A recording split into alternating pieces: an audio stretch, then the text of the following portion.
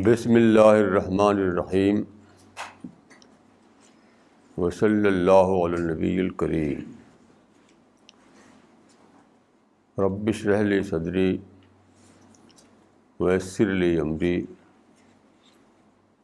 واحلل عقدۃ من لسانی یفقہوا قولی۔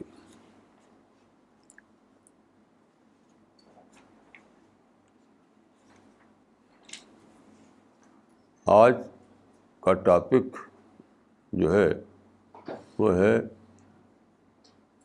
بلیف اینڈ وژڈم، عقیدہ اور عقل۔ تو اس کے بارے میں کچھ عرض کروں گا۔ اس سے پہلے ایک بات یہ کہنا ہے کہ ہمارے ایک ساتھی جو یہاں کبھی کبھی آتے تھے، تو رات ان کا انتقال ہو گیا اور آج نظام الدین کے قبرستان میں ان کی تدفین ہوئی۔ تو ویسے وہ بہت اچھی صحت تھی ان کی، عمر میں مجھ سے کم تھے، ہر اعتبار سے وہ ایک سکسیسفل آدمی سمجھے جاتے تھے، لیکن اچانک طبیعت خراب ہوئی اور جلدی ان کا انتقال ہو گیا۔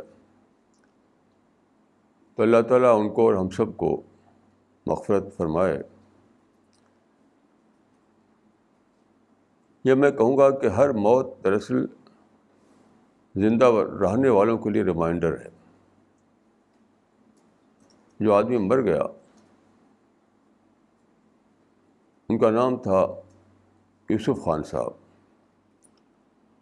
ونگ کمانڈر یوسف خان۔ بہت کامیاب تھے وہ اپنے پروفیشن میں۔ تو بہرحال ان کا جو وقت تھا، اس وقت اللہ تعالیٰ نے ان کو بلا لیا۔ لیکن میں آپ سے یہ کہنا چاہتا ہوں کہ ہر موت ایک ریمائنڈر ہے۔ ہر موت جو ہے، ہر ڈیتھ ایک ریمائنڈر ڈیتھ ہے۔ اب آپ دیکھتے ہیں کہ ہر عمر کے لوگ مرتے ہیں، ہر صحت کے لوگ مرتے ہیں۔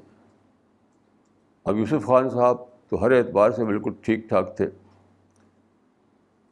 بہت باقاعدہ وہ ورزش کرتے تھے، ان کی زندگی میں ڈسپلن تھا، بظاہر کوئی کمی نہیں تھی ان کی زندگی میں۔ لیکن جب وقت آیا تو دلی کے سب سے اچھے ہاسپٹل میں ان کا علاج بھی ہوا۔ تو ہم سب لوگوں کو یہ سوچنا ہے کہ موت کتنا زیادہ قریب آ چکی ہے۔ سچ پوچھے تو ہم سب کا معاملہ یہ ہے کہ count down last but one تک پہنچ چکا۔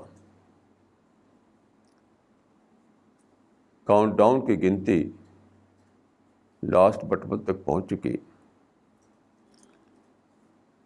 تو ہم لوگوں کی ذمہ داری دیکھیے ڈبل ہے۔ ایک تو ہم اپنے بارے میں خدا کے یہاں فرشتوں کا جو ریکارڈ ہوگا اس کے مطابق خدا ہم سے معاملہ کرے گا۔ تو ایک تو ہے اپنی زندگی کہ ہم نے کیسے زندگی بتائی۔ لیکن یاد رکھیے کہ ہم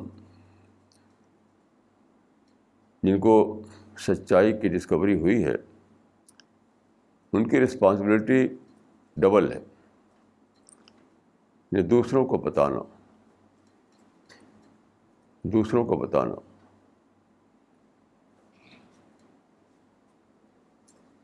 معرفت یا ڈسکوری اپنے آپ میں یہ ذمہ داری لاتی ہے کہ جو بات تم نے جانی ہے اس کو تم دوسروں کو بتاؤ۔ رسول اللہ صلی اللہ علیہ وسلم کو جب 610 AD میں آپ کو پہلی ریولیشن آپ کو پہلے آیا اور آپ پر خدا نے یہ ذمہ داری ڈالی کہ قم فانذر، لوگوں کو وارن کر دو، لوگوں کو بتا دو، لوگوں کو آگاہ کر دو. تو آپ گھر واپس آئے، یعنی آپ کی جو اہلیہ تھی خدیجہ وہاں آئے تو انہوں نے معمول کے مطابق بستر کر دیا اور کہا کہ آرام کیجیے. اس وقت آپ نے فرمایا این الراحہ یا خدیجہ، اے خدیجہ اب آرام کہاں، اے خدیجہ اب آرام کہاں. اس پر میں نے سوچا تو میری سمجھ یہی بات آئی کہ معرفت اپنے ساتھ رسپانسبلٹی لاتی ہے دعوت کی. یعنی آپ کو معرفت ہو گئی، آپ ایک ٹروتھ سیکر تھے مکہ میں. قرآن میں ہے کہ وَوَجَدَكَ ضَالًّا فَہَدَىٰ، کہ تم ٹروتھ سیکر تھے، پھر تم کو ہم نے ہدایت دی. یعنی 40 سال بیت گئے آپ کے سچائی کی تلاش میں، پھر اللہ تعالیٰ نے آپ پر سچائی کھولی، آپ کو سچائی کی معرفت ہوئی، سچائی کی ڈسکوری ہوئی. تو اسی وقت یہ بھی آیا ساتھ ساتھ کہ سچائی کیا ہے یہ بھی بتایا گیا، ساتھ ساتھ یہ بھی آیا کہ قم فانذر، دوسروں کو بتاؤ. تو اسی لیے آپ نے کہا تھا کہ این الراحہ یا خدیجہ، اے خدیجہ اب راحت کہاں. تو ہم سب لوگوں کے لیے یہ بات ہے. ہم سب لوگ جو ہیں ایکسیپشن نہیں ہیں. جو کچھ ہوا یوسف خان صاحب کے ساتھ وہی ہمارے ساتھ بھی ہونے والا ہے. آج شام ہو جائے، کل صبح ہو جائے. تو ہماری رسپانسبلٹی گویا کہ بڑھ جاتی ہے.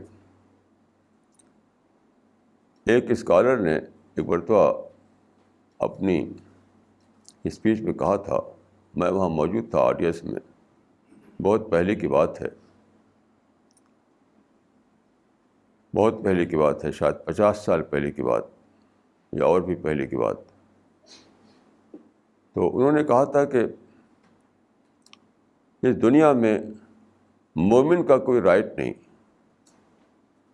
یہاں مومن کے صرف رسپانسبلٹی ہی رسپانسبلٹی ہے. اس دنیا میں مومن کا کوئی حق نہیں، مومن کی صرف ذمہ داریاں ہی ذمہ داریاں ہیں. مومن سے مراد وہی انسان جو مومن ہو اور داعی ہو. تو ہم سب کو بہرحال اور زیادہ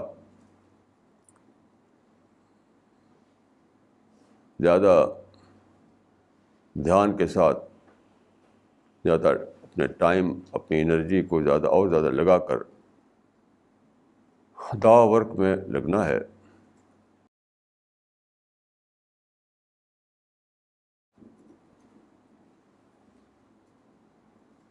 اور دیکھیے دعویٰ ورک میں لگنے کا فارمولہ کیا ہے؟ ایک ہی فارمولہ ہے.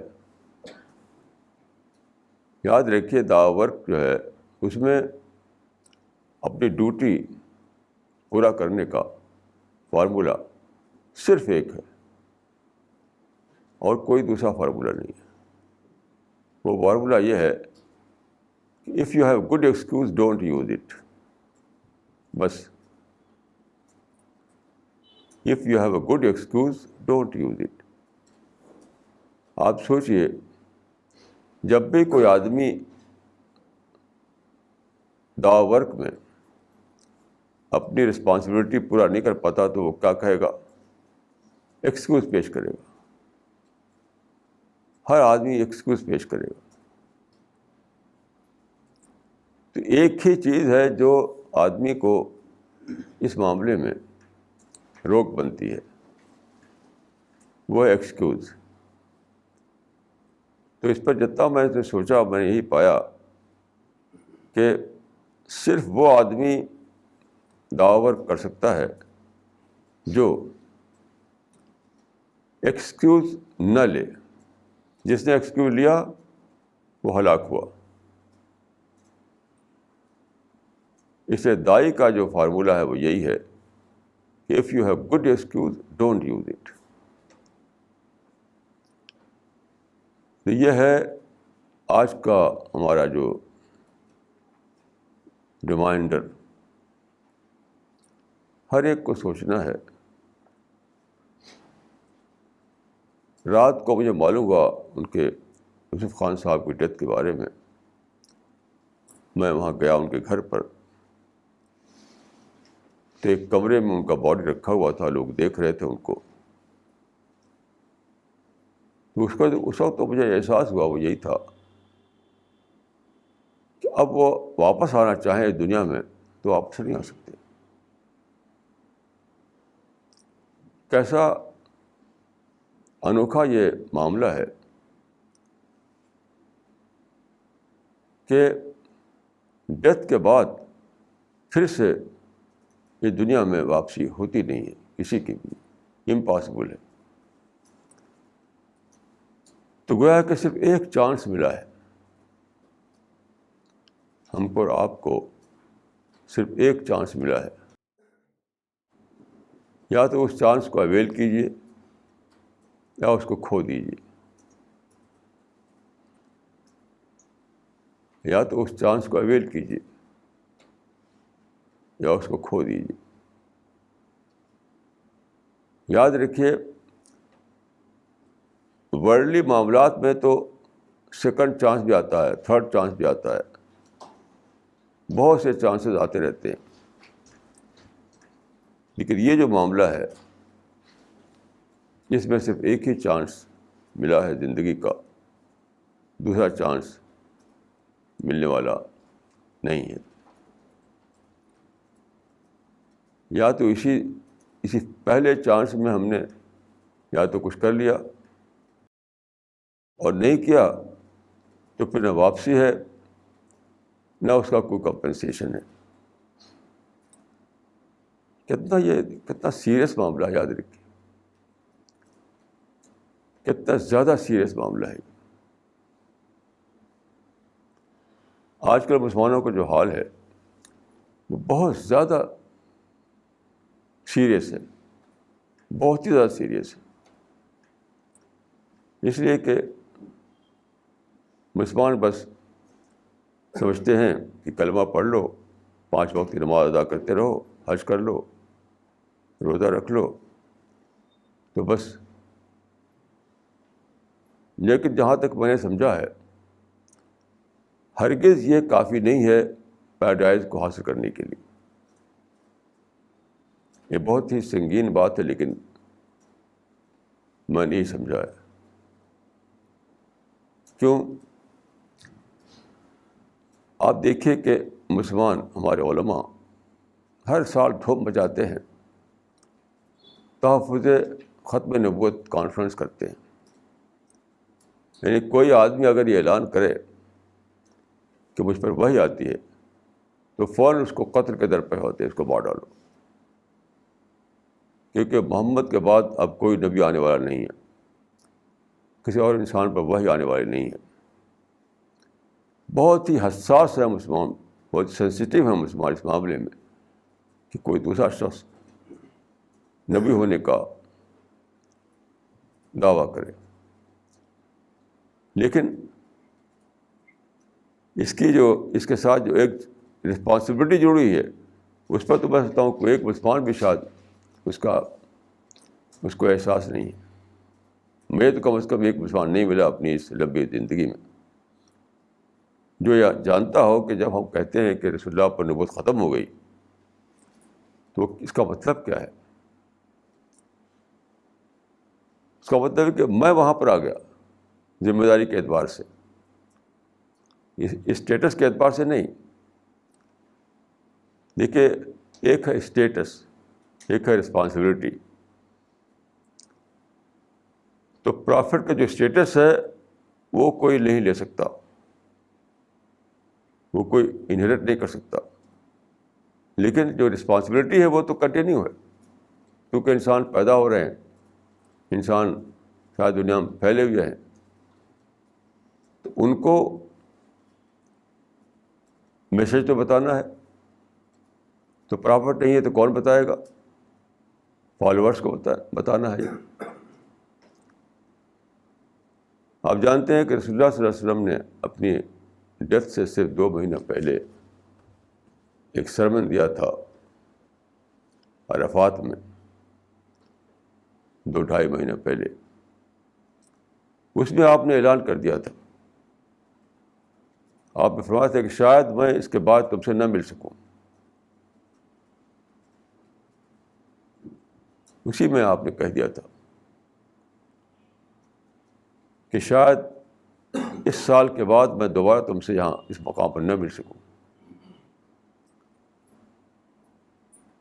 اس وقت آپ نے فرمایا تھا کہ خدا نے مجھ کو بھیجا ہے ساری دنیا کے لیے میسنجر بنا کر. تو میں تو جا رہا ہوں، لیکن میسج پہنچانے کا کام کنٹینیو رہے گا.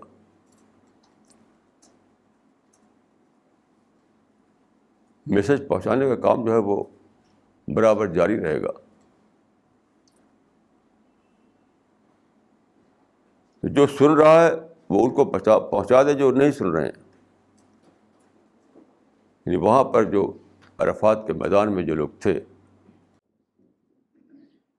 وہ ڈائریکٹ طور پر آپ کے آڈینس تھے. تو آپ فرمایا کہ جو لوگ یہاں پر ہیں more than 100,000. تو آپ نے فرمایا کہ جو سن رہے ہیں وہ ان کو پہنچا دیں جو سن نہیں رہے ہیں.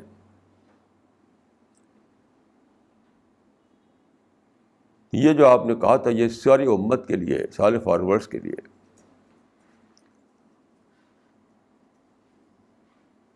اس وجہ سے وہ مسلمان، ہاف مسلمان ہے، یاد رکھیے، جو دعوت کا کام نہ کر رہا ہو. اچھی طرح سمجھ لیجیے.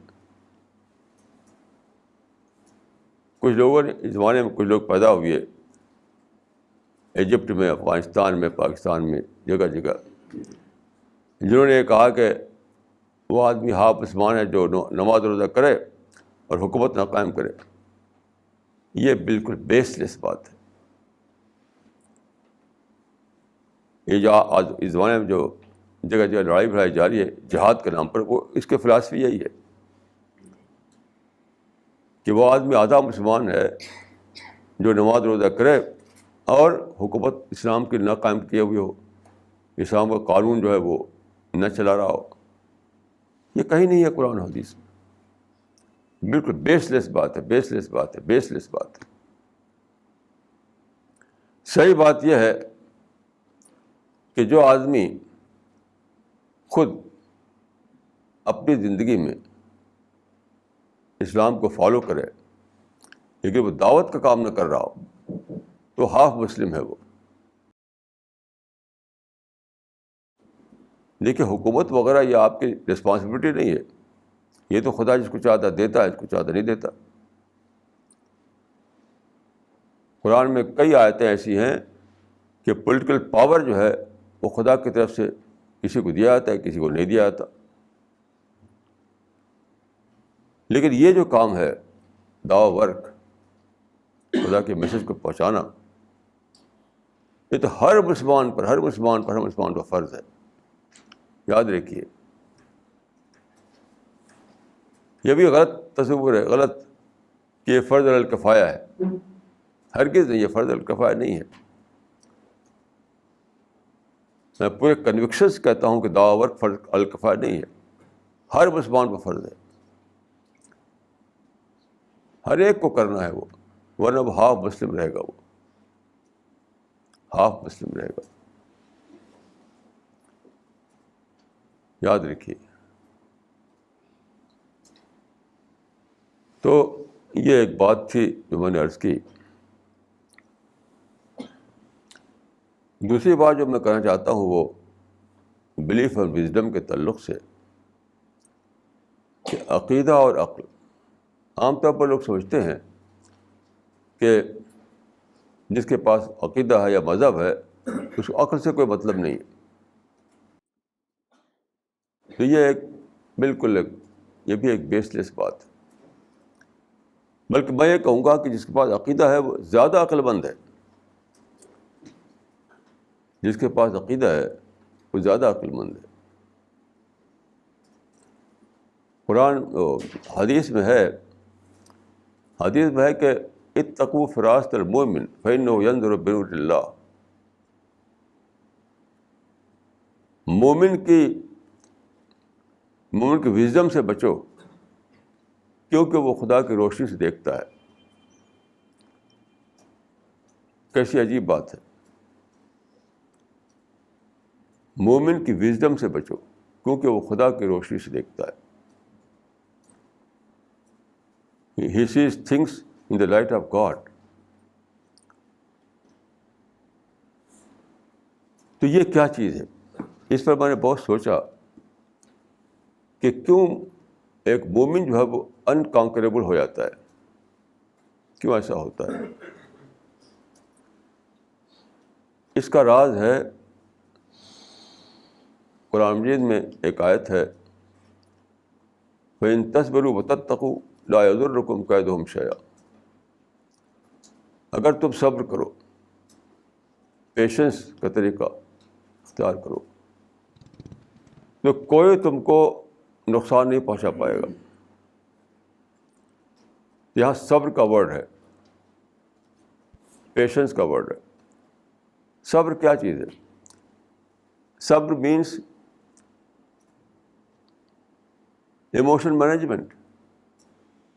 یہی تو صبر ہے. آپ کے اندر جذبات اٹھتے ہیں، لسٹ کا جذبہ، ریونج کا جذبہ،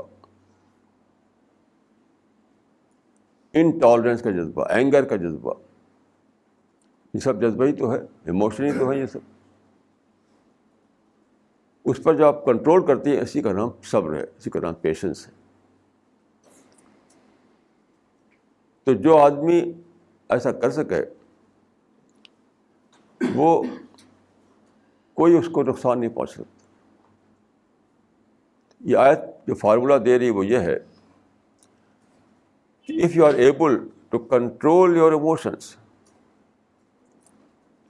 اس آیت سے جو فارمولہ نکلا وہ یہ ہے if you are able to control your emotions no one can harm you. کیسی عجیب بات ہے. No one can harm you. یاد رکھیں پوری ہسٹری میں یہ ہوا ہے کہ لوگ جذبات میں آ کر ایک کام کر بیٹھتے ہیں اور پھر وہ الٹا پڑتا ہے. تو صبر کا فارمولہ جو ہے وہ ماسٹر فارمولہ ہے، یاد رکھیے. کیونکہ ایموشن کو آپ کنٹرول کر سکیں دین یو بیکم انکانکریبل. سب کچھ اسی پر ڈپینڈ کرتا ہے. جتنی دنیا میں اسٹوری ہیں ڈیفیٹ کی، ناکامی کی، وہ سب کے پیچھے یہی ہے کہ ایموشن کو وہ کنٹرول نہیں کر سکے. ایسا اسٹیپ لیا انہوں نے جو فیٹل ثابت ہوا ان کے لیے، چاہے کوئی سپر پاور کیوں نہ ہو.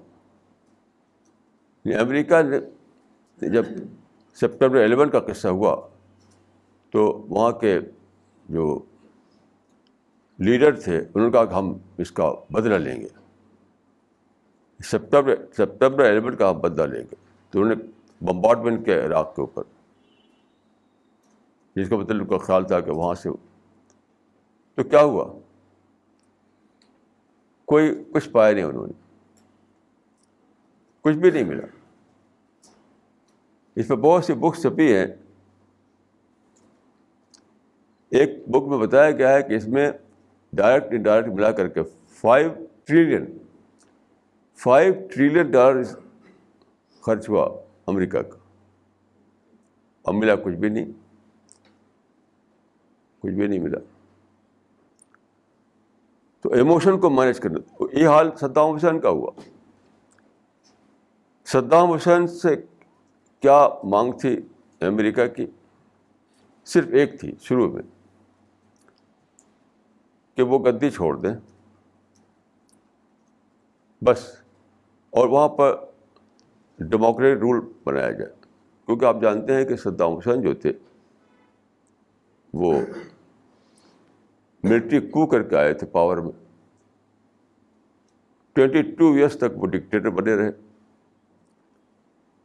دیٹ واز انف فار ہم. 22 سال تو بہت ہوتے، وہ گدی چھوڑ دیتے. اسے آنے میں نے ایک آرٹیکل چھاپا تھا کہ Saddam Hussein, charge before Saddam Hussein, کہ گدی چھوڑ کر کے ان کے پاس اس وقت 8 بڑے بڑے پیلسز تھے. 8 پیلسز بہت بھی بڑے بڑے، اور پیسہ بھی بہت تھا ان کے پاس. جو میں نے لکھا تھا کہ گدی چھوڑ دیں، اور جیفرسن نے جس طرح سے یونیورسٹی بنائی تھی، وہ بھی 8 بڑے بڑے کالج، 8 یونیورسٹی بنا سکتے ہیں. تو ایک نئی ہسٹری بنائیں گے وہ عراق میں. لیکن انہوں نے جذبات میں بھرے ہوئے تھے وہ، اور کہتے تھے ہم لڑیں گے امریکہ سے، اس کو ختم کر دیں گے. انہوں نے نعرہ دیا تھا کہ ام المعارک، مدر آف دا بیٹلس، ام المعارک ہم چھیڑیں گے امریکہ کے خلاف. سب سے بڑی لڑائی گویا. لیکن کیا ہوا؟ کچھ بھی نہیں ہوا. تو اگر ایموشن مینیج کرنا جانتا امریکہ تو وہ بچ جاتا اس ڈیفیٹ سے جو اس کو ہوئی عراق میں. اور ایموشن کو مینیج کرنا جانتے اگر صدام حسین تو وہ بچ جاتے اس انجام سے جو ان کو پیش آیا. سب کا ہی حال ہے. ابھی دیکھیے جو اس وقت جہاں ڈیلی جو نیوز آ رہی ہے میڈیا میں جموں کشمیر کے بارے میں، وہ کیا ہے؟ وہی اس کا بھی ایک حصہ ہے. امرناتھ ایک بہت ہی ہندوؤں کا ایک بہت ہی پوتر جگہ ہے، جہاں وہ جاتے ہیں درشن کے لیے، پوجا کے لیے. لاکھوں لاکھ لوگ جاتے ہیں، بہت پہلے سے جا رہے ہیں وہ. تو انڈیا بھر سے آتے ہیں ایک جگہ، وہاں پر اکٹھا ہوتے ہیں. پھر وہاں سے آگے وہ چڑھائی ہے، پہاڑ ہے وہاں پر، وہ چھوٹے چھوٹے گھوڑے ہوتے ہیں جو ٹٹو، اس پر چڑھ کر جاتے ہیں زیادہ تر. کیونکہ وہاں پر آخر میں جہاں پہنچنا ہے وہاں بس یا کار نہیں جا سکتی. تو خیر وہاں سے پھر اگلا سفر کرتے ہیں. تو وہاں پر ایک جگہ تھی پہلے سے تھی، وہ وہاں پہ اکٹھا ہوتے تھے، کھانا پانی کرتے تھے، پھر جاتے تھے. ان لوگوں نے، ہندو لوگوں نے ایک سمیتی بنائی، امرناتھ یاترا سمیتی ایسا کچھ نام اس کا. اور انہوں نے چاہا کہ اس کو ہم ایک لیگل شکل دے دیں. تو انہوں نے گورنمنٹ سے مانگ کی، اور گورنمنٹ نے وہ زمین جو ہے انہیں بیچ دی. 100 ایکڑ زمین تھی وہ. اب وہاں کے مسلمانوں نے ایک طوفان مچایا، روڈ پر آ گئے. اور کیا ہوا؟ اس وقت اتنی زیادہ تباہی ہے کشمیر میں، جموں کشمیر میں. روڈ بند ہے، ریلوے لنک بند ہے، سارا تباہ ہو رہا ہے. میرے پاس ڈیلی ٹیلی فون آتے ہیں کشمیر سے. آج صبح بھی آیا، ہم لوگ بہت مصیبت میں ہیں. تو مصیبت میں گئی تو آبائل مجھے مار تھا. میں نے ابھی ایک آرٹیکل لکھا ہے کہ جو ان کو اعتراض تھا، جو آبجیکشن تھا کشمیریوں کو، وہ یہ تھا کہ ہمارا جو کانسٹیٹیوشن ہے، کانسٹیٹیوشن آف انڈیا، اس میں ایک آرٹیکل ہے 370،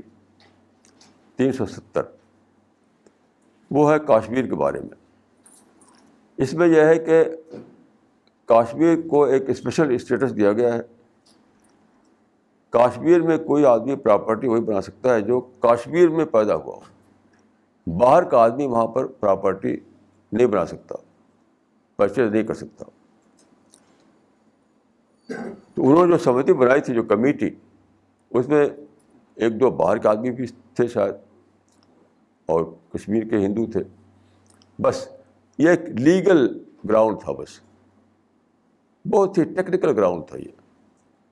اس کو لے کر کے ہنگامہ کھڑا کر دیا.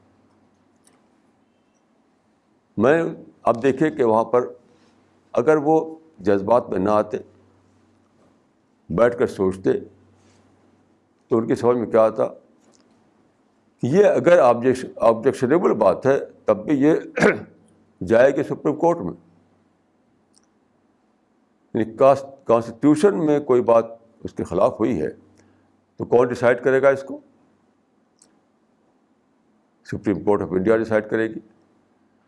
لیکن وہ کیا انہوں نے, بجائے سپریم کورٹ میں جانے کے آ گئے روڈ پر. اگر وہ ایموشن سیلیکٹ کر کے سوچتے, عقل سے سوچتے, عقل سے, تو انہیں ایک دم سمجھ میں آیا تھا کہ یہ بات جو ہے کانسٹیٹیوشن کی ہے, تو سپریم کورٹ میں چلو,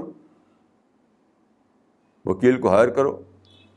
نکل پڑے روڈ پر اور ہنگامہ کھڑا کیا انہوں نے. تو آپ جانتے ہیں کہ دوسرا جو کیا وہ چپ رہے گا؟ اس نے اور بڑھا چڑھ کے ہنگامہ کیا. اب اس وقت کشمیر, جموں کشمیر کے مسلمان سخت پریشان ہیں. یعنی ان کا جو بزنس تھا, جو پھلوں کا بزنس ہے اس وقت, وہ کا سیزن ہے اس کا, کروڑوں روپے کا بزنس اب تباہ ہو رہا ہے, کیونکہ ٹرک آ نہیں سکتے, ٹرک بند, لنک بند, ٹرانسپورٹ بند. تو یہ کیا ہے, ایموشن کو مینیج کرنا نہیں جانا ان لوگوں نے. ان کے دل میں جو ایموشن ابھرے تھے کہ دیکھو باہر کے لوگ یہاں گھس رہے ہیں, ہم برداشت نہیں کریں گے اس کو, تو سوچنا چاہیے تھا کہ بھائی گھس رہے ہیں تو روڈ پر تھوڑی اس کا ڈیسیژن ہو سکتا ہے, جو سپریم کورٹ میں ہوگا. اب آپ نے جب یہ ایسا کیا کہ سپریم کورٹ میں نہ جا کر آپ روڈ پر آئے, سکھوانے کیا ہوئے, دوسرے کو بھی آپ نے جسٹیفیکیشن دے دیا کہ تم بھی آ سکتے ہو روڈ پر. آپ ذرا سوچیے, جب آپ ایک ایسا ایشو جو کانسٹیٹیوشن جس کا تعلق کانسٹیٹیوشن سے ہے, اس کے لیے آپ روڈ پر آ جائیں, ہنگامہ کریں, تو دوسرے پارٹی کو بھی تو آپ نے جسٹیفیکیشن دے دیا کہ تم بھی آ سکتے ہو روڈ پر. اچھا, وہ ہے میجارٹی میں, آپ ہے مائنارٹی میں, تو کیا ہوگا؟ آپ 10 آئیں گے تو وہ 10,000 آئیں گے. یہ ہے ایموشن کو فالو کرنے کا رزلٹ. یہی ساری دنیا میں ہو رہا ہے, اور مسلمان جو ہے چیختے ہیں کہ ہمارے ساتھ ظلم ہو رہا ہے. ظلم کہاں ہو رہا ہے؟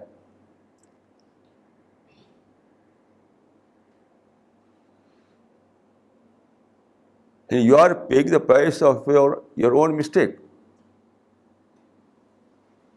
You are paying the price of your own mistake.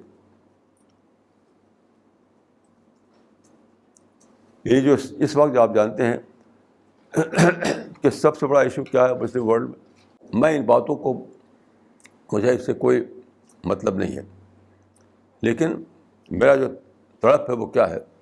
دعویٰ. دعویٰ is the first casualty of this kind of politics. میری طرف یہ نہیں ہے کہ لوگ جو کچھ ہو رہا ہے, جو پیپروں میں پڑھتے ہیں آپ, وہ میرا کنسرن نہیں ہے. میرا کنسرن یہ ہے کہ یہ سب کر کے مسلمان جو ہیں دعویٰ ورک سے دور ہو رہے ہیں.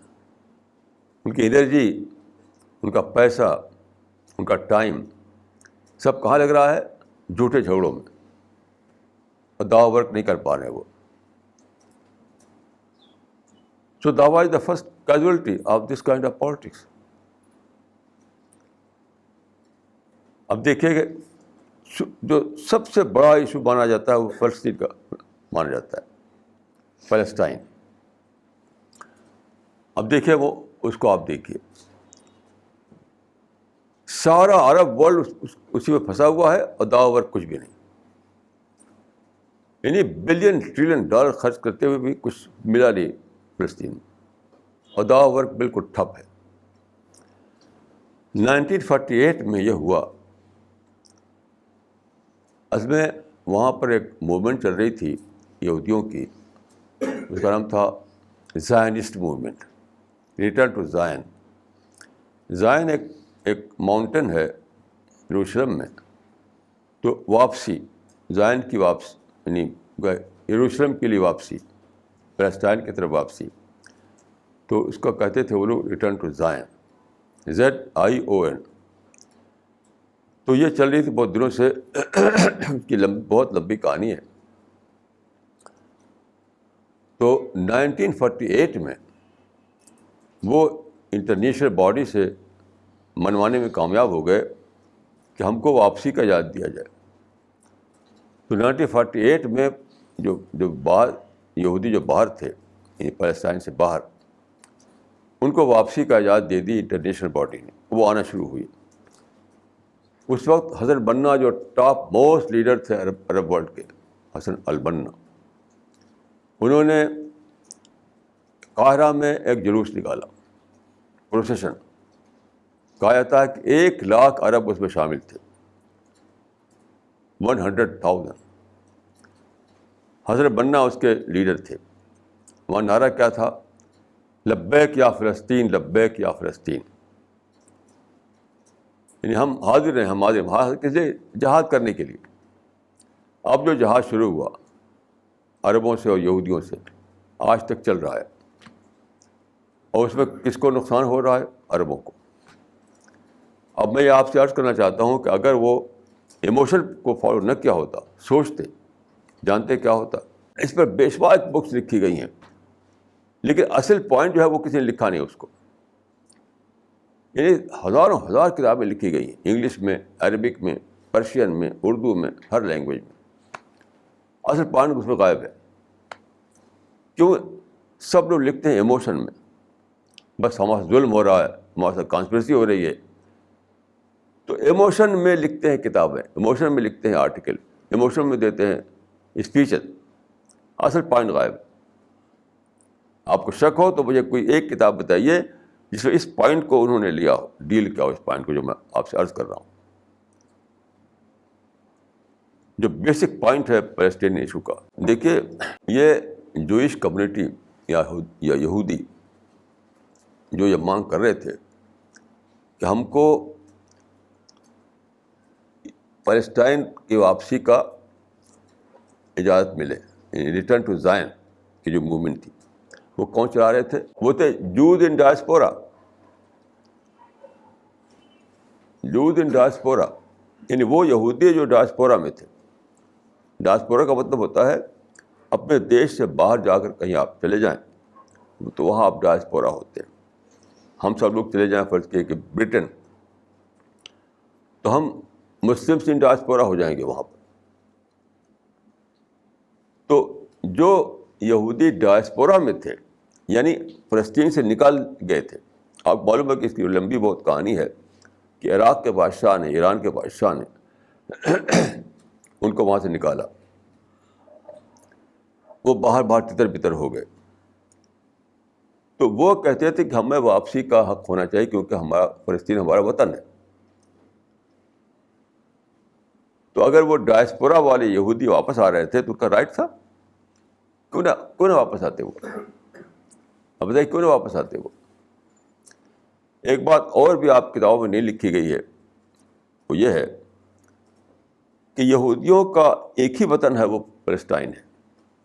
ہم لوگوں کا تو وطن 200 کنٹریز میں ہے, ہم کسی ایک کنٹری میں نہیں رہتے ہیں. آپ جانتے ہیں حضرت ابراہیم علیہ السلام کے 2 بیٹے تھے, وہیں سے چلتی ہے یہ پروجنی, وہاں سے چلتی ہے. ایک بیٹے تھے اسماعیل, ان کو سیٹل کیا مکے میں یعنی عرب میں, وہ ان کا وطن بنا. یعنی اسرائیل کے جو کہتے ہیں بنو اسماعیل, ان کا وطن بنا مکہ, حجاز. اور جو دوسرے بیٹے تھے ان کو سیٹل کیا انہوں نے فلسطین میں، حضرت اسحاق کو، ان کے بیٹے یعقوب تھے. تو سارے یہودی انہیں کی نسل سے ہیں. آپ جانتے ہیں یہودیوں میں کنورژن نہیں ہے، مسلمانوں میں کنورژن ہوتا ہے. تو دوسرے لوگ مسلمانوں میں شامل ہو جاتے ہیں، لیکن یہودی میں کوئی دوسرا یہودی شامل نہیں ہوا، کیونکہ وہاں کنورژن ہے ہی نہیں. وہی نسل جو حضرت ابراہیم نے بسائی تھی فلسطین میں، سب اسی کے وہ ہیں، پروجنی ہیں. تو حضرت ابراہیم کے زمانے سے ان کا جو وطن ہے، جو ہوم لینڈ، وہ فلسطین ہے. پھر جو پولیٹیکل واقعات ہوئے، پولیٹیکل اپہیول جو وہاں ہوتے رہے، تو ان سے باہر جانا پڑا ان کو. اب وہ مانگ کر رہے تھے کہ ہمیں اپنے وطن لوٹنے کو اجازت دو. تو دے ور جوز ان ڈائسپورا. تو آپ کیا حق ہے آپ کو کہ آپ کہیں کہ تم نہیں آ سکتے یہاں پر؟ کیوں آپ کہتے ہیں؟ جو مسلمان جا کے بسے تھے وہاں پر، وہ تو باہر کے لوگ آ کے بس گئے تھے وہاں، جن کو عرب آپ کہتے ہیں، عرب. وہ ان کا ہوم لینڈ نہیں تھا فلسطین، یہودیوں کا تو ہوم لینڈ تھا. تو جن لوگوں کا ہوم لینڈ تھا فلسطین، وہ کہتے تھے کہ ہمیں وہاں واپسی کا موقع دو، ہم کو رائٹ ہے وہاں واپس ہونے کا. اب یہ کھڑے ہو گئے کہ نہیں، تو کوئی نہیں آنے دیں گے، ان کو ہم مار کے سمندر میں ڈھکیل دیں گے. تو ظاہر ہے کہ جب آپ سمندر میں ڈھکیلنے کریں گے تو کیا وہ چپ رہے گا؟ وہ اب انہوں نے ساری دنیا کو بدل دی، برٹن کی، امریکہ کی، اور ساری دنیا کی. اور خود جو بڑے بڑے جو ویلدی لوگ تھے جو اس کمیونٹی کے باہر، انہوں نے پیسہ ہی پیسہ ان کو ڈھکیل دیا، طاقتور ہو گئے وہ. اب انہوں نے عربوں کو مار مار کے بھگا دیا. اب عربوں کو جانتے ہیں کیا مانگ ہے؟ عرب کہتے ہیں کہ جو عرب فلسطین سے بھاگ کر باہر چلے گئے ہیں ان کو لوٹنے کا وہ دو، ان کو لوٹنا الاؤ کرو ان کو. اب سوال یہ ہے کہ تم نے جب ان کو لوٹنے کو الاؤ نہیں کیا تو وہ تم کو الاؤ کریں؟ آپ غور کیجیے. 1948 میں جوز ان ڈائسپورا جو تھے ان کو آپ نے لوٹنے کا اجازت نہیں دیا. آج وہ آپ کو کیسے دیں گے لوٹنے کی اجازت؟ یہ سب کتابیں بھری ہوئی ہیں ہماری کتابوں میں، اور بالکل بائسڈ اسٹڈی ہوتی ہے، بائسڈ اسٹڈی. اس لیے سارے مسلمان نفرت کرتے ہیں، دشمن سمجھتے ہیں سب کو. وہ سمجھتے ہیں کہ یہودی دشمن ہے، امریکہ دشمن ہے، برٹن دشمن ہے، اور انڈیا بھی دشمن ہے کیونکہ انڈیا نے ایمبیسی کو کھولنے کی اجازت دے دی. یہ ساری بالکل ہی بے عقلی کی باتیں ہیں. تو فیتھ کے ساتھ بے عقلی اکٹھا نہیں ہو سکتی، فیتھ کے ساتھ بے عقلی اکٹھا نہیں ہو سکتی، یاد رکھیے. وہ اکٹھی ہوتی ہے ایموشن کے ساتھ، یاد رکھیے. جذبات کے ساتھ بے عقلی اکٹھا ہوتی ہے، فیتھ کے ساتھ نہیں. فیتھ کے ساتھ عقل آتی ہے، عقل. تو فیتھ جہاں وہاں وزڈم ہے، ایموشن جہاں ہے وہاں وزڈم نہیں ہے. وزڈم کی بہت اچھی ڈیفینیشن مجھے ملی ایک تھنکر کے، اس میں واٹ از وزڈم. وزڈم کو اردو میں کہتے ہیں عقل، دانش، دانائی، سمجھداری. تو اس کی ڈیفینیشن کیا ہے؟ ڈیفینیشن یہ دی اس تھنکر نے: A wise man is one who knows the relative value of things. A wise man is one who knows the relative value of things. Relative value کا مطلب ہے ریزلٹ. یعنی عقلمند آدمی وہ ہے جو اپنے عمل کے ریزلٹ کو جانے. جب کوئی آپ اسٹیپ لیں، جب کسی اس میں آپ جمپ کرنے جا رہے ہوں، تو آپ جانے کہ ریزلٹ کیا ہو نکلے گا اس کا. اگر آپ جانیں اس ریزلٹ کو، then you are a wise person, otherwise not. اب آپ دیکھیے کہ امر ناتھ یاترا کے معاملے میں جو انہوں نے جمپ کیا، وہ ریزلٹ کو نہیں جانا، انہوں نے ریزلٹ کو سوچے بغیر جمپ کر دیا. اب چیخ چلا رہے ہیں کہ ہم کو یہ مصیبت ہو رہی ہے، ہم کو وہ مصیبت ہو رہی ہے. تو you are paying the price of your your own unwise action. Palestine میں ہی چلا رہے ہیں کہ صاحب ہم کو ظلم ہو رہا ہے. ظلم کہاں ہو رہا ہے بھائی؟ تم اپنے ہی یعنی انوائز ایکشن کا پرائز دے رہے ہو. جب ڈائسپورا والے ہندو جو یہودی ڈائسپورا کے وہاں آ رہے تھے تو ہم نے کیوں روکا ان کو آنے دیتے. آپ کہتے چلو آؤ تم، ہم مل جل کر رہیں گے، یہاں ہم مل جل کر رہیں گے.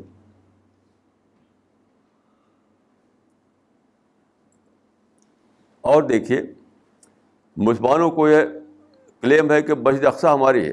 کیسے تمہاری ہے بھائی؟ میں ایک بات بتاؤں جو کسی بھی نے کسی اسکالر یا کسی کمنٹیٹر نے لکھی، لیکن قرآن میں جو ہے کہ سبحان اللہ اسریٰ بعبدہ لیلا من المسجد الحرام الی المسجد الاقصیٰ. تو اقصیٰ یہ مسجد کا ورڈ جو ہے یہاں پر مسجد کے معنی میں نہیں ہے، یاد رکھیے.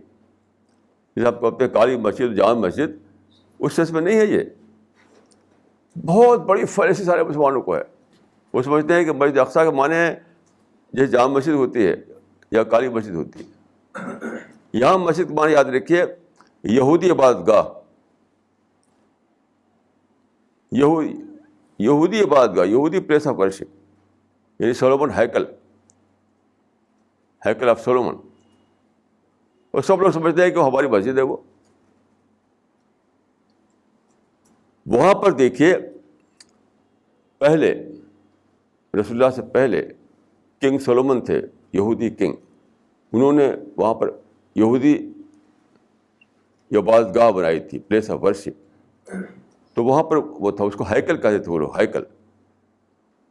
ہیکل کہتے تھے اس کو. پھر وہاں پر کنگ آیا عراق، وہاں کا بابل کا اور ایران کا، اس نے اٹھا دیا. اس کو 2 بار اٹھایا گیا ہے وہ. تو وہ وہاں کے سائٹ پڑی ہوئی تھی، سائٹ. جب رسول اللہ صلی اللہ علیہ وسلم کی معراج ہوئی ہے تو وہ سائٹ تھی وہاں پر. تو رسول اللہ کے زمانے میں، خلافت کے زمانے میں، وہاں صرف کھنڈر تھا، سائٹ تھی اس کی. یعنی ہیکل جو تھا یہودی ہیکل کا سائٹ تھی وہ. تو پھر کیا ہوا، بنو امیہ کے زمانے میں ایک خلیفہ نے وہاں پر مسجد بنائی، یہودی عبادت گاہ کے سائٹ پر مسجد بنا دی، اور اس کا نام پڑ گیا مسجد اقصیٰ. اب مسلمان سمجھتے ہیں کہ وہ ہماری مسجد ہے. ہماری مسجد ہے ہی نہیں وہ. یہ سب کیا ہے؟ ایموشن میں سوچتے ہیں لوگ. میں یہ کہہ رہا ہوں کہ ایموشن آپ کو بلائنڈ بناتے، بلائنڈ. اور جب آپ اس کو پرائز دینی پڑتی ہے تو آپ کہتے ہیں ظلم ہو رہا ہے. میں پورے کنوکشن سے کہہ رہا ہوں کہ مسلمانوں کے ساتھ کہیں دنیا میں ظلم نہیں ہو رہا ہے. نہ انڈیا میں ہو رہا ہے، نہ پیلسٹائن میں ہو رہا ہے، نہ کشمیر میں ہو رہا ہے، نہ امریکہ میں ہو رہا ہے، نہ کہیں ہو رہا ہے. مسلمان اپنے انوائز اسٹیپ کا پرائز دے رہے ہیں بس. ایموشن میں آ کر کے کودتے ہیں اور پھر اس کی پرائز دینی پڑتی ہے انہیں. تو چلاتے ہیں کہ بات پر ظلم ہو رہا ہے، دشمنی ہمارے ساتھ کی جا رہی ہے. میں اپنی اسٹڈی کے بیس پر، اپنی نالج کے بیس پر، اور میرے پاس جو بکس ہیں ان کو میں دکھا سکتا ہوں، اس میں کوئی چاہے جاننا، کہیں بھی مسلمانوں کے ساتھ ظلم نہیں ہو رہا ہے. ابھی دیکھیے آج نیوز آئی ہے، چائنا میں ایک ایریا ہے جہاں 4 لاکھ لوگ رہتے ہیں، اس میں میجارٹی مسلمانوں کی ہے. اب وہاں کھڑے ہو گئے لوگ کہ اسلامک اسٹیٹ بناؤ. اب وہاں بم مار رہے ہیں. اب وہاں پر جب چائنا جو ہے چائنا جب وہاں پر کو کرش کرے گا تو کہیں طرف ظلم ہو رہا ہے. بھائی ظلم تو ہو گئی. ایک ایریا جو پارٹ ہے چائنا کا، تو وہاں آپ ان کے جیسے دوسرے رہتے ہیں ویسے آپ بھی رہیے. اسلامی حکومت بنانے کا کیا مطلب ہے وہاں پر؟ میں تو اس کو بالکل ہی یعنی بے عقلی کا کام سمجھتا ہوں. ایک پورا اسٹیٹ ہے، اس کو ہم چائنا کہتے ہیں. اس اسٹیٹ کا ایک چھوٹا سا حصہ ہے، اس میں مسلمان کچھ میجارٹی میں ہیں. وہی ہونے والا ہے جو اراکان میں ہوا اور دوسری جگہوں پر ہوا. اراکان ایک پارٹ تھا برما کا، وہاں مسلمان زیادہ تھے. وہاں پر کچھ لوگ کھڑے ہو گئے کہ اسلامک اسٹیٹ بناؤ، اور اتنا کرش کیا برما کی گورنمنٹ ہے اس کو، آج ان کو یعنی کچھ بھی ان پر نہیں رہ گیا. وہ یہاں بھی کرش کرے گی چائنا کی گورنمنٹ. تو چلائیں گے صاحب ظلم ہو رہا ہے. تم اپنی اپنی یعنی نادانی کی پرائز دے رہے ہو، اپنی بے عقلی کی پرائز دے رہے ہو. ظلم کیا ہے؟ ظلم کچھ بھی نہیں. تو یہ میں آپ لوگوں کو اس لیے کہہ رہا ہوں کہ ہم کو دعویٰ ورک کے ساتھ ساتھ مسلمانوں کو یہ بھی بتانا ہے کہ تم یہ سب چیزوں کو چھوڑو، نہیں تو دعویٰ ورک کر ہی نہیں سکتے. ہر ایسا واقعہ جب کہیں ہوتا ہے تو وہ دعویٰ ورک کی اس پر ہوتا ہے، اس کی کاسٹ پر ہوتا ہے. یہ دعویٰ ورک روک دینے والا بن جاتا ہے. جہاں بھی آپ دیکھیں، جہاں پہ یہ سب ہے، دعویٰ ورک رکا ہوا ہے.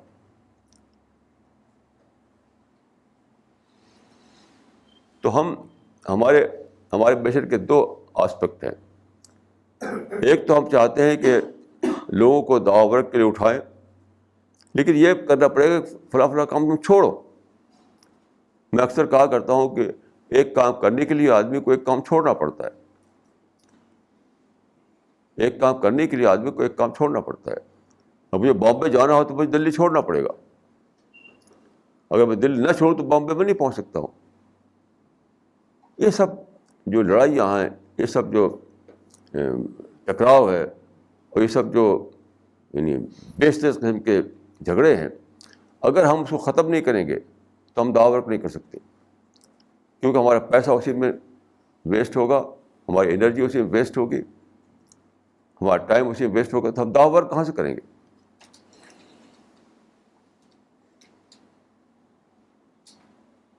تو ہمیں یعنی دوسرے کاموں کو چھوڑنا ہے تب ہم دعویٰ ورک کر پائیں گے. یہ ہے میرا مطلب. تو جتنے جگہ جگہ جو مسلمانوں کہتے ہیں کہ ہمارا ظلم ہو رہا ہے ہمارے ساتھ، میں سمجھتا ہوں وداؤٹ اینی ایکسیپشن ہر جگہ یہ قصہ ہے کہ انہوں نے غلط اقدام کیا اور اس کے نتیجے بھگتے. جس زمانے میں ندوے میں تھا تو ایک وہاں کے سینئر استاد میرے پاس ایک دن آئے. میں ندوے میں تھا 1965 کے آس پاس، 3 سال تک. تو آئے میرے کمرے میں. انہوں نے کہا کہ آپ سے ایک بہت ہی امپورٹنٹ بات کرنا ہے. تو میں نے کہا کیا ہے؟ کہا کہ اراکان چلنا ہے. اراکان شاید آپ میں سے کئی لوگ نہ جانتے ہوں. اراکان برما کا ایک ایریا ہے جو اس کی یعنی بنگلہ دیش کے سائڈ میں سمندر کے کنارے ایک ایریا ہے، وہاں مسلمان میجارٹی میں ہے. تو میں نے کہا کیوں اراکان کیوں چلنا ہے؟ انہوں نے کہا کہ وہاں پر میجارٹی ہے مسلمانوں کی، وہاں اسلامی حکومت قائم ہو سکتی ہے. ہم آپ چلتے ہیں وہاں پر اسلامی حکومت قائم کریں گے. میں نے کہا ایسے کہیں اسلامی رول ایسے کہیں قائم ہوتا ہے؟ جو پاسبل ہے وہ دعویٰ ورک ہو تو آپ کرتے نہیں. جو پاسبل نہیں ہے کہ پولیٹیکل رول قائم کرنا، اس کے لیے آپ دوڑنا چاہتے ہیں. تو آپ بہت غصہ ہوئے وہ کہ وہ انہوں نے کہا کہ یعنی اس میں ایک اچھے کام میں ہمارا ساتھ نہیں دے رہے ہیں. مطلب وہ جا رہے ہیں ایک اچھا کام کرنے کے لیے، اراکان میں اسلامک رول قائم کرنا ہے، اور ہم ان کا ساتھ نہیں دے رہے ہیں. تو میں نے کہا کہ بھائی وہ کام کیے جو اچھی جو ہو سکتا ہو، جس کی فیزیبلٹی ہو. اس کی کوئی فیزیبلٹی نہیں ہے. اب کچھ لیڈر اٹھے وہاں پر اراکان میں، انہوں نے جھنڈا اٹھایا اسلام کے رول کا، اور برما گورنمنٹ نے ایسا ان کو کرش کیا تھا، کرش کیا، اس کو پیس ڈالا بالکل. اب کوئی ان کی کچھ بھی نہیں، ان کو نہ کوئی ان کی اکانومی ہے، نہ کوئی یونٹی ہے. مسجد مدرسہ سب تباہ کر دیا وہاں. آپ کہتے ہیں کہ سارے دنیا میں مسلمان کیا کہتے ہیں کہ اراکان میں ظلم کر رہی گورنمنٹ، مگر ظلم نہیں کر رہی ہے. تم اپنی نادانی کے پرائز دے رہے ہو. اتنی سمپل سی بات لوگ نہیں سمجھتے. کیوں؟ ایموشن میں سوچتے ہیں، ایموشن میں سوچتے ہیں. جب قرآن میں خود صاف صاف یہ لکھا ہوا ہے کہ وَإِن تَصْبِرُوا وَتَتَّقُوا لَا يَضُرُّكُمْ كَيْدُهُمْ شَيْئًا. If you are able to manage your emotions, no one can harm you. زبان کیا ہوئی؟ جہاں بھی آپ کو کوئی ہار پہنچا رہا ہے، اسی لیے پہنچا رہا ہے کہ آپ اپنے ایموشن کو مینیج نہیں کر سکے. اس کا مطلب یہ ہے.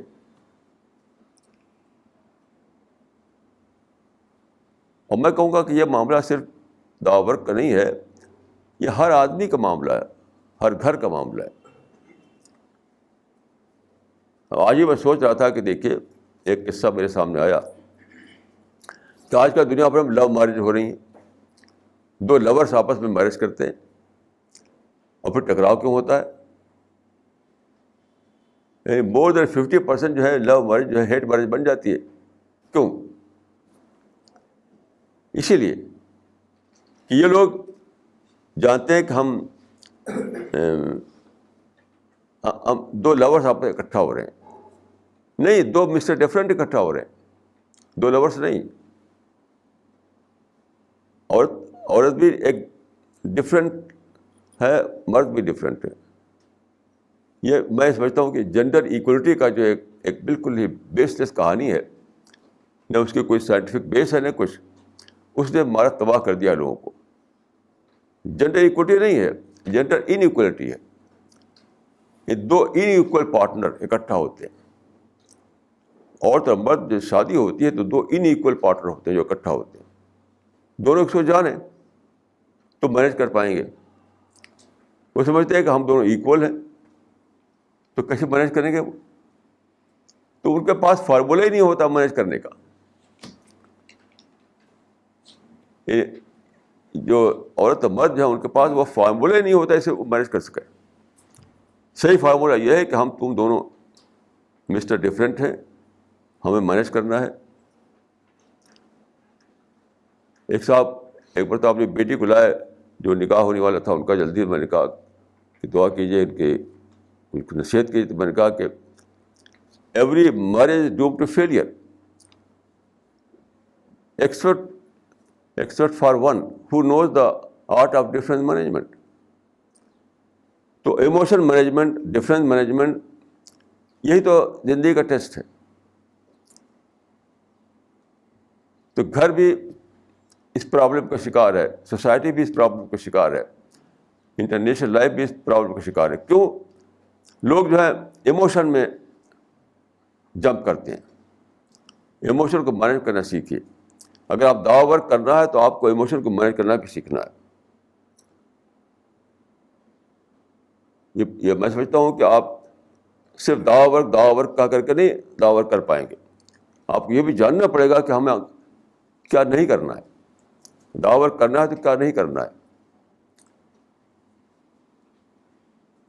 تو میری نصیحت آپ لوگوں کو یہی ہے کہ اپنی ذمہ داری کو سمجھیے، اس کے پازیٹیو پوائنٹ اور نگیٹو پوائنٹ دونوں کو جانیے. اور موت ہمیشہ ہر ایک کا پیچھا کر رہی ہے. اپنی ذمہ داری کو ادا کیجیے تاکہ اللہ تعالیٰ ہمیں جنت میں داخل فرمائے. اقول قولی ھذا واستغفر اللہ لی ولکم اجمعین.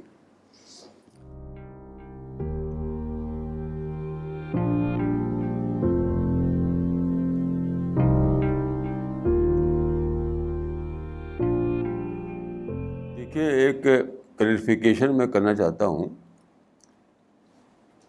اس سے پہلے ایک بات آئی تھی یہاں پر نسخ کی، NASKH، نسخ. نسخ کو انگلش میں کہتے ہیں ایبروگیشن. تو ایسا مانا جاتا ہے کہ قرآن کی آیتوں میں ایبروگیشن ہوا ہے، یعنی کچھ آیتیں اتری لیکن وہ اب ان کا حکم نہیں ہے. لیکن میں اس کو بالکل نہیں مانتا، اگرچہ بہت سے لوگ مانتے ہیں اس کو، لیکن میں اس کو صحیح نہیں سمجھتا. دیکھیے یہ مسئلہ ایبروگیشن کا نہیں ہے، یہ مسئلہ ہے کسی آیت کے اپلیکیبل ہونے یا اپلیکیبل نہ ہونے کا ہے. کیونکہ سچویشن ویری کرتی ہے. جب سچویشن بدل جائے تو کوئی چیز جو ایک سچویشن میں اپلیکیبل تھی دوسری سچویشن میں اپلیکیبل نہیں رہتی. اسی کے لیے نسخ آیا ہے. آج کل جو نسخ مانتے ہیں لوگ کہ قرآن میں نسخ ہوا ہے تو وہ بالکل ہی بعد کو بنا ہے وہ کانسیپٹ. میں آپ کو بتانا چاہتا ہوں کہ قرآن میں ہرگز نہیں ہے یہ کانسیپٹ، حدیث میں بھی نہیں ہے. ایک آیت جو قرآن میں ہے کہ ما ننسخ من آیۃ او ننسها نأتی بخیر منھا او مثلھا، اس کو نکالتے ہیں نسخ. حالانکہ نسخ کا تعلق ہی اس کا نہیں ہے. اس آیت کا تعلق ہے پچھلی جو بکس تھیں, پچھلے پیغمبر جو آئی تھی ان کے بارے میں, قرآن کے بارے میں نہیں ہے یہ. یاد رکھیے نسخ کا جو مسئلہ ہے, ایبروگیشن کا مسئلہ, وہ ہے اپلیکیشن سے تعلق اس کا ہے. کسی حکم کو کب اپلائی کیا جائے, کب اپلائی نہ کیا جائے, کیونکہ سچویشن پر ڈپینڈ کرتا ہے اپلیکیشن. جیسے کہ مثال کے طور پر قرآن میں یا حدیث میں کچھ لیگل چیزیں ہیں, شرابی کے بارے میں, چور کے بارے میں, تو وہ ایک ہی سچویشن میں اپلیکیبل نہیں ہے جہاں اس کے حالات موجود نہ ہوں. صرف انڈیا کی بات میں نہیں کر رہا ہوں, وہ افغانستان میں اور پاکستان میں بھی اپلیکیبل نہیں ہے, کیونکہ سوسائٹی ایکسیپٹ نہیں کرتی. تو اس میں دیکھیں دو چیزیں ہیں, ایک ہے انڈیویجول کو لے کر, ایک سوسائٹی کو لے کر. تو کبھی ایک انڈیویجول کا ایشو ہوتا ہے کہ ایک آدمی جو ہے وہ کتنا کر پائے, کتنا نہیں کر پائے گا. جسے روزہ رکھنا ہے, ایک آدمی جو بالکل یعنی روزہ رکھنے کے قابل نہ رہے کسی وجہ سے, تو اس کو روزہ نہیں رکھنا پڑتا, اس کو فدیہ دے دیتا ہے وہ آدمی. تو گویا روزہ کا حکم اس سے اپلیکیبل نہیں رہا, اور جب ہیلدی ہے تو اپلیکیبل ہے اس کے اوپر. حج کے معاملے میں ایک آدمی جس کے پاس پیسہ نہیں ہے, سفر نہیں کر سکتا, تو حج کا حکم اس پہ اپلیکیبل نہیں ہے. جب اس کے پاس پیسہ ہو جائے گا تو اپلیکیبل ہو جائے گا. تو سارے احکام کا معاملہ ہے. تو ایک ہے انڈیویجول کا معاملہ, اس طرح سوسائٹی کا معاملہ بھی ہوتا ہے. جیسے پاکستان سوسائٹی جو ہے میرے نزدیک اس وقت وہ پریپیئرڈ نہیں ہے کہ وہ اسلام کے جو لاز ہیں اس کو وہاں امپلیمنٹ کیا جائے, اسی لیے وہاں لڑائی جھگڑے ہوتے رہتے ہیں. افغانستان کی سوسائٹی پریپیئرڈ نہیں تھی, تو سوسائٹی پریپیئرڈ ہے نہیں پریپیئرڈ اس کو بھی دیکھا جائے گا. انڈیویجول کی کیپیسٹی کیا ہے کیا نہیں اس کو دیکھا جائے گا. تو انڈیویجول کے معاملے میں اس کی اپنی پرسنل کیپیسٹی دیکھی جائے گی, اور سوسائٹی کے معاملے میں دیکھا جائے گا کیا سوسائٹی پریپیئرڈ ہے کہ نہیں پریپیئرڈ ہے. تو دونوں جگہ جو ہے یہی پرنسپل ہے نسخ کے معاملے میں, یعنی انڈیویجول کے معاملے میں بھی اور سوسائٹی کے معاملے میں. تو بس یہ بات آپ یاد رکھیں کہ نسخ کا معاملہ ہے, نسخ کا جو معاملہ ہے وہ یہ ہے کہ اپلیکیبل ہے یا نہیں کوئی حکم. اپلیکیبل ہے تو وہ وہاں پر امپلیمنٹ کیا جائے گا, نہیں تو نہیں کیا جائے گا. This question is from Miss Nagma Siddiqui. What is the formula to overcome the initial negativity to be able to manage emotions?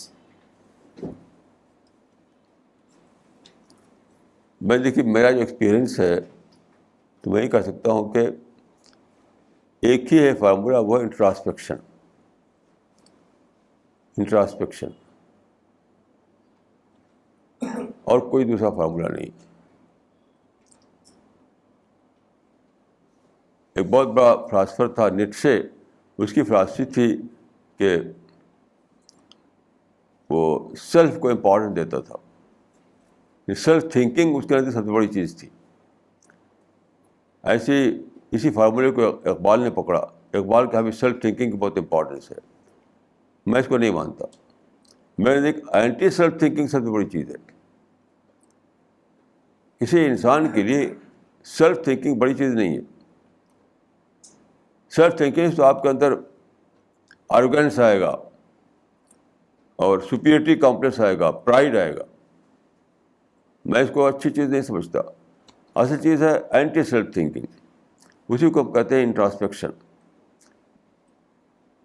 اور انٹراسپیکشن میں دیکھیں آپ کے اندر ایک کریج ہونی چاہیے کہ جیسے کوئی غلطی معلوم ہو آپ کو, جلدی سے آپ کہہ دیں کہ ہاں یہ میں I was wrong.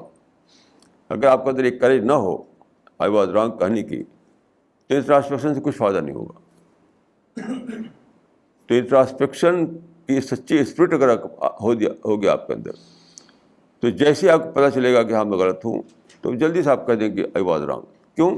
I was wrong کہتے ہی وہاں پر کریکشن ہو جاتا ہے. دیر از پروسیس آف کریکشن. ایک غلطی میں تھا, جب مجھے پتہ چلا کہ غلط تھا, میں نے کہہ دیا کہ آئی واز رانگ, تو پھر وہ کریکٹ ہو گیا, وہ اریس ہو گیا وہاں پر, وہ درست ہو گیا وہاں پر. تو میں سمجھتا ہوں کہ ایک ہی چیز ہے اس معاملے میں، وہ انٹراسپیکشن، جس کو کہتے ہیں یعنی عربی میں یا شریعت کی اصطلاح میں محاسبہ، MUHASIBA، محاسبہ. اردو میں بولتے ہیں احتساب، حالانکہ احتساب عربک میں احتساب معنی وہ نہیں ہوتے جو ہم اردو میں بولتے ہیں. اردو میں استعمال ہوتا ہے احتساب. جیسے اقبال کا شعر ہے کہ ہے حقیقت جس کے دین کی احتساب کائنات. تو یہاں احتساب جو ہے وہ عربک میں استعمال نہیں ہوتا ہے، اس کو ہوتا ہے محاسبہ. محاسبہ، اور انگلش میں آپ اس کو کہتے ہیں انٹراسپیکشن. تو اسی کو میں نے کہا ہے anti self thinking. This question is from Maulana Zakwan. What is the difference between individual-oriented activism and system-oriented activism in regard to dawa work? Kindly comment. میں تو یہ سمجھتا ہوں کہ انڈیویجولی ٹارگیٹ ہے دعویٰ ورک.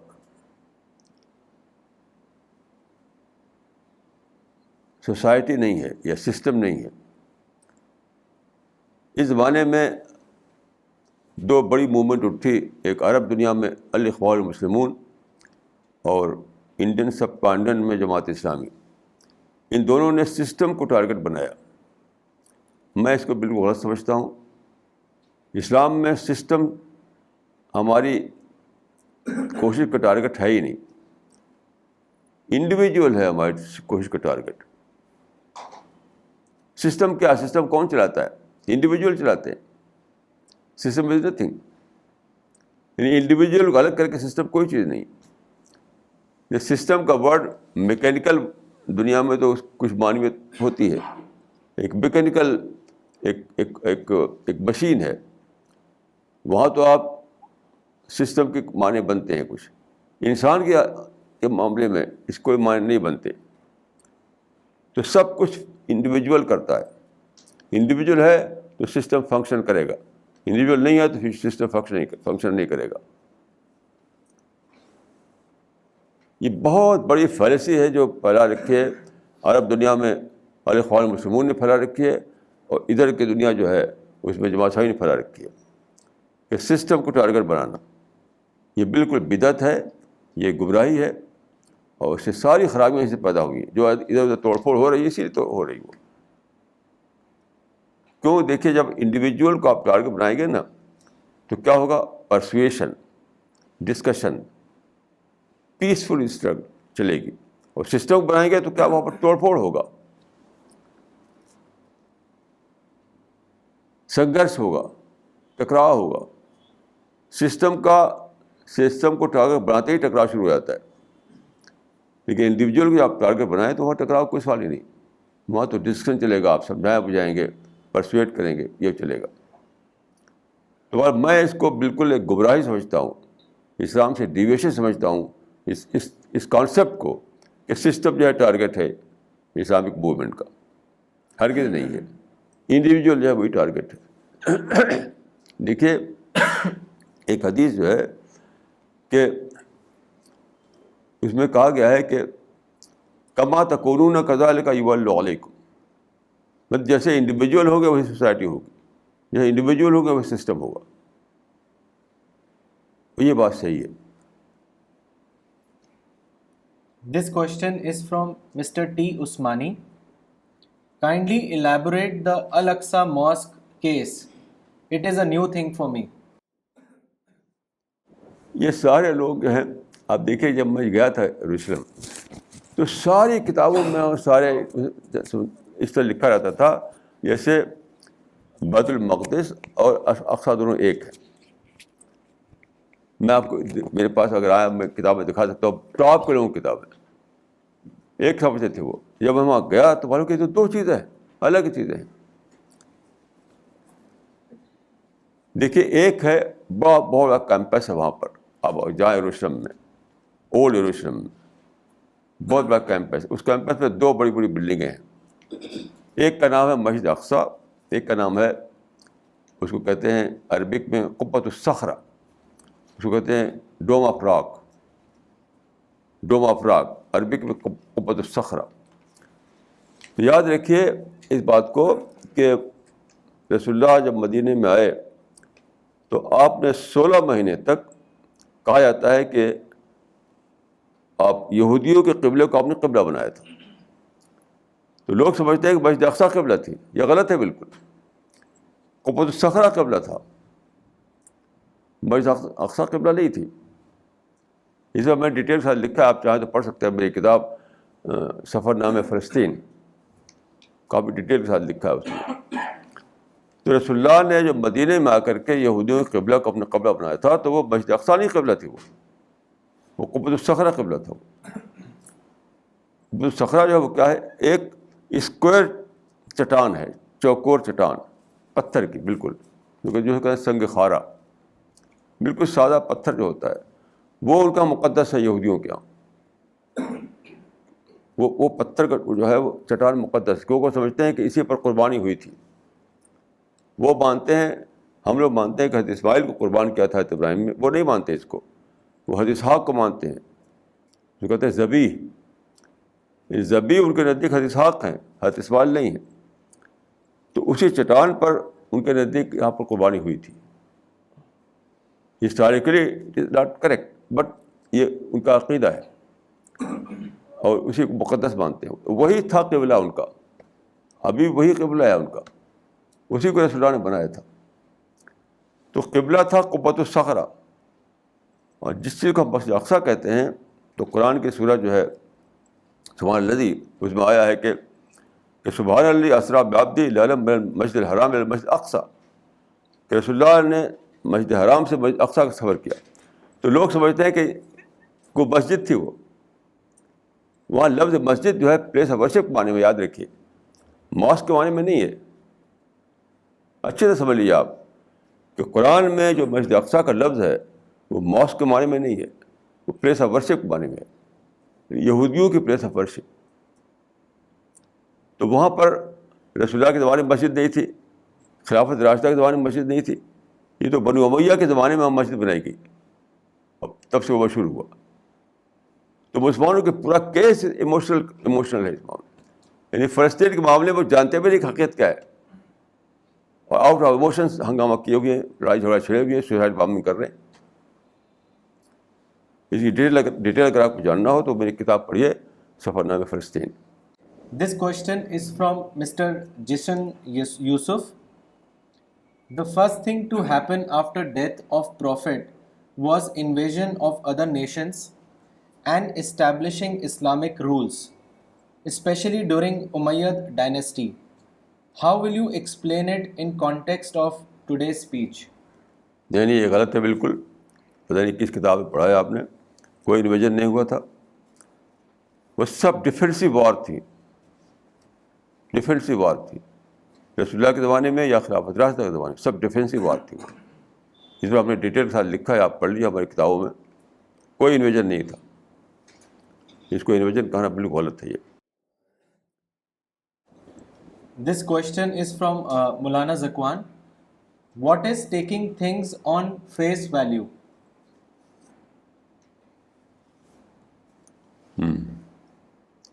دیکھیے ہر معاملے میں ایسا ہوتا ہے کہ ایک ہوتا ہے اوپر اس کا ایک اوپر سے دیکھ کے ایک بات سمجھ میں آتی ہے کہ ایسا ہے. ایک ہے اندر جانے سے سمجھ میں آتی ہے، زیادہ ڈیپ پہ جانے سے، زیادہ ڈیپ پہ جانے سے. تو میرا طریقہ ہے کہ میں ہمیشہ ڈیپ پہ جاتا ہوں. لوگ اوپر چیزوں کو لے لیتے ہیں بس. جیسے میں نے آپ کے سامنے جو بات رکھی ابھی کشمیر کے بارے میں، مسجد اقصیٰ کے بارے میں، لوگ فیس ویلیو پہ چیزوں کو لیے ہوئے ہیں، اسی لیے کہتے ہیں کہ ظالم ہے وہ ظالم ہے. وہ فیس ویلیو پہ لینے کی وجہ سے ہر ایک نے کہ ہندو ظالم ہے، یہودی ظالم ہے، امریکہ ظالم ہے، یہ بولتے ہیں فیس ویلیو پہ لینے کی وجہ سے. لیکن میں اس کو ڈیپ پہ جاتا ہوں، روٹ کاز کیا اس کو جاتا ہوں. پتہ چلتا ہے کہ ظالم کا معاملہ نہیں ہے، یہ تو اپنی نادانی کے پرائز دینے کا معاملہ ہے. ہم اپنی نادانی کے پرائز دے رہے ہیں. We are paying the price of our stupidity. Present Muslims are paying the price of their stupidity. وہ کہتے ہیں کہ ظلم ہو رہا ہے. بالکل یہ نادانی کی بات ہے. آپ میری کتاب پڑھیے, وہ اسلام اور امن عالم, اس میں ایک چیپٹر ہے کشمیر پر. ایک ایسی بات عرض کر رہا ہوں کہ جو عام لوگوں کو پتہ نہیں ہے. سارے مسلمان جو ہیں یہ سمجھتے ہیں کہ کشمیر کو انڈیا نے ہڑپ کر رکھا ہے. یہ بالکل بیس لیس بات ہے. اس میں نے دکھایا ہے کہ انڈیا جو ہے, یعنی سردار پٹیل جب کہ انچارج تھے, تو سردار پٹیل نے آفر دیا تھا. اس زمانے میں دیکھیں 2 اسٹیٹ تھی. ایک بات میں عرض کر دوں کہ جو ایکٹ آف انڈیا پاس ہوا تھا اس میں انڈیا کو 2 حصے میں بانٹا تھا, اسٹیٹ انڈیا اور برٹش انڈیا.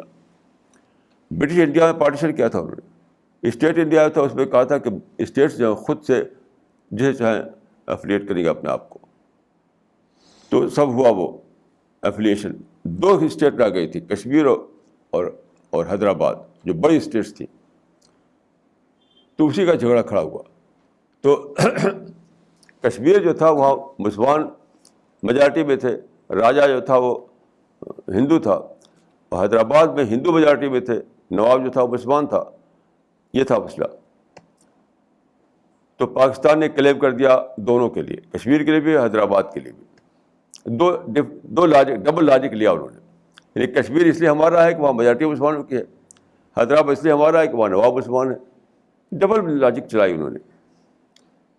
یہ پاکستانی لیڈروں نے چلائی لاجک, انڈیا نے نہیں چلائی. یہ اس کا ایک میں سمجھتا ہوں کہ وہ میں نے اپنی کتاب میں پروف دیا ہے, پروف. اور 4 بکس آپ پڑھیں, اس میں آپ پائیں گے اس بات کو. فرینک بورس کی کتاب وٹنس ٹو این ایرا, اور محسن مہاجن کی کتاب لکنگ بیک, اور چودھری محمد علی کی کتاب ایمرجنس آف پاکستان, اور چوتھے جو ہے ان کی کتاب کیا نام ہے, پاکستان کے لیڈر تھے ایک, شوکت حیات خان, ان کی کتاب بھی انگلش میں. اور یہ 4 انگلش کتابیں ہیں. اور اس کی بیس پر میں نے کہا ہے کہ سردار پٹیل نے آفر دیا تھا کہ تم حیدرآباد کے معاملے میں اپنے قلعے واپس لے لو, اور کشمیر ہم قلعے واپس لے لیتے ہیں. یعنی حیدرآباد تمہارا, کشمیر تمہارا, حیدرآباد ہمارا. یہ پروف موجود ہے اس کا. لیکن اس وقت جو پرائم منسٹر تھے لیاقت علی خان, اس کو انہوں نے ایک دم برش اسائڈ کر دیا. تو ہو is responsible.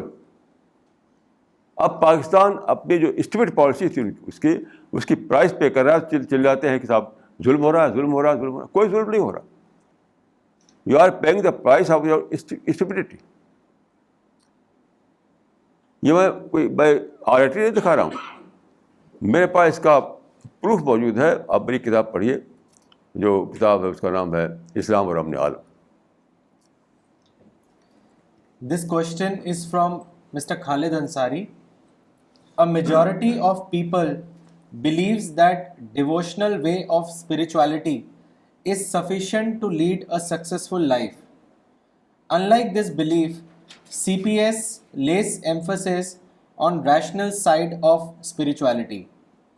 Can you explain as to how the rational understanding lead to better conviction in belief and help a person lead a more successful life? دیکھیے,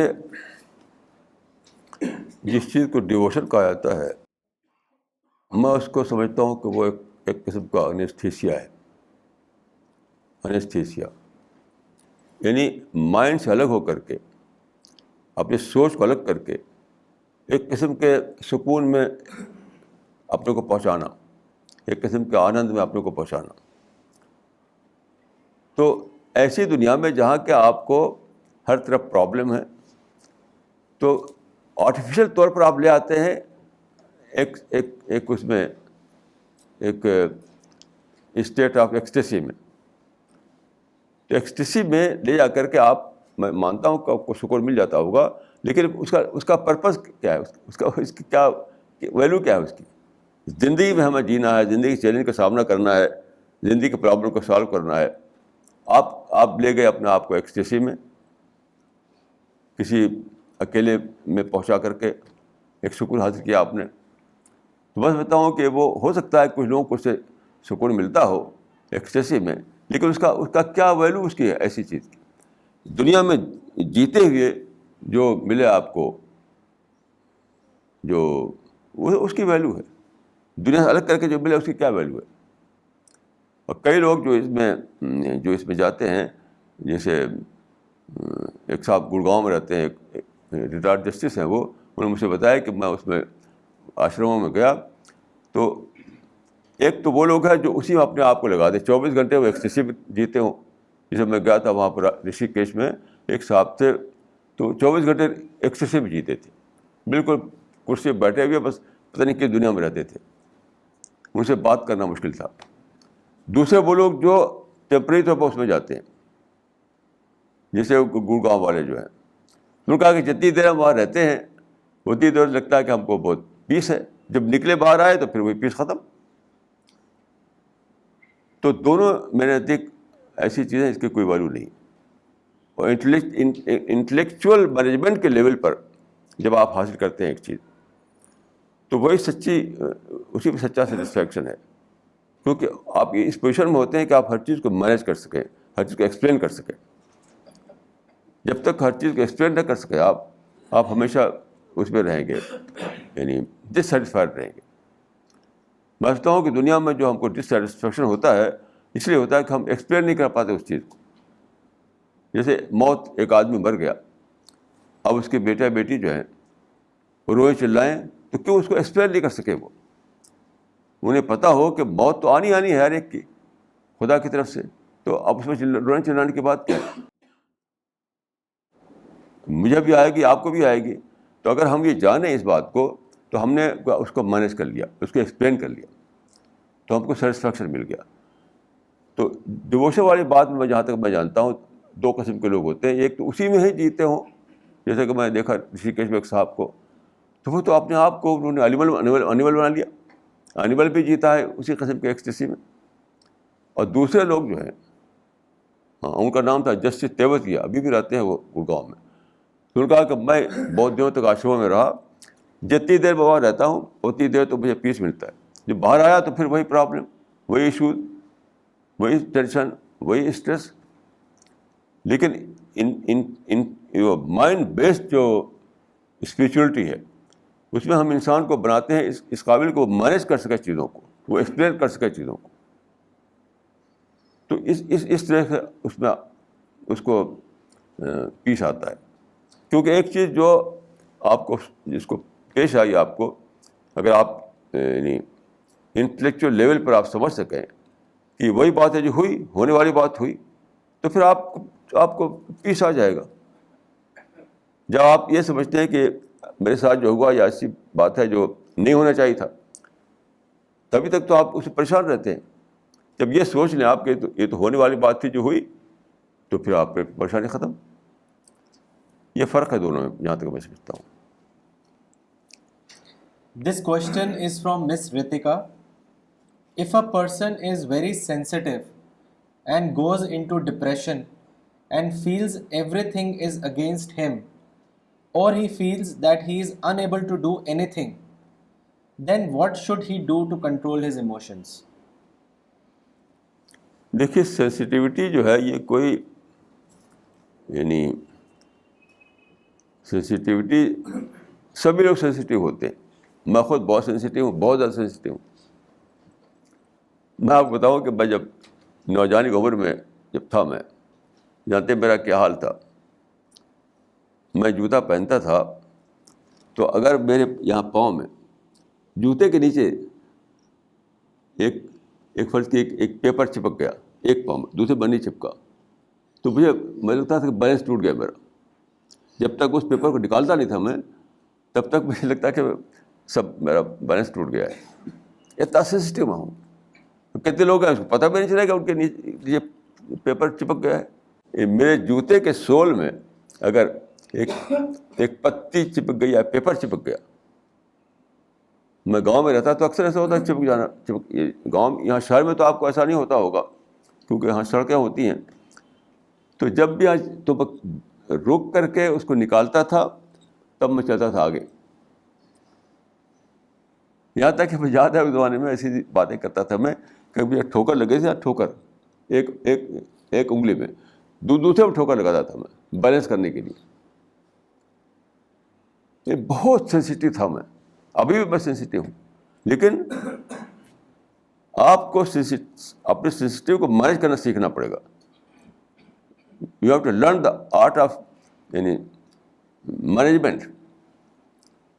سینسیٹیو سب لوگ ہوتے ہیں، اس کو ایکسکیوز بنا دیتے ہیں لوگ خام خواہ. ایکسکیوز ہرگز مت بنائی کسی چیز کو، اپنی عقل کو سپریم بنائیے، اس کو مینیج کرنا سیکھیے. اور سب سے بڑی چیز جو ہے مینیج کرنے معاملے میں یہ ہے کہ آپ یہ جانیے کہ کیا چیز یعنی وہ ہے، کیا چیز پارٹ آف لائف ہے اور کیا چیز پارٹ آف لائف نہیں ہے. یعنی ایک چیز ایسی جو پارٹ آف لائف ہو، مثلا چیلنج ہے، تو چیلنج تو پیش آئے گا، آپ کیا کریں گے؟ وہ سینسٹیو ہونے کی کیا ضرورت ہے اس کو؟ میں آپ بتاؤں، آپ سے بہت پہلے کی بات، شاید 40 سال پہلے کی بات ہے، بڑی دھوم تھی مسلمانوں میں ریزرویشن کی، بڑی دھوم تھی. ہر طرف ہر لیڈر بولتا تھا ریزرویشن ریزرویشن ریزرویشن، مسلمانوں کو ریزرویشن دو. میں اس سے بالکل خلاف تھا. تو مظفر یہ ہے مظفر نگر ایک ہے یو پی میں، وہاں پر ایک جلسہ تھا اور لیڈر لوگ اکٹھا ہوئے تھے، مسلم لیڈر سب، اور سب تقریر کر رہے تھے کہ ہمیں ریزرویشن دو، بغیر ریزرویشن کے مسلمان ترقی نہیں کر سکتے.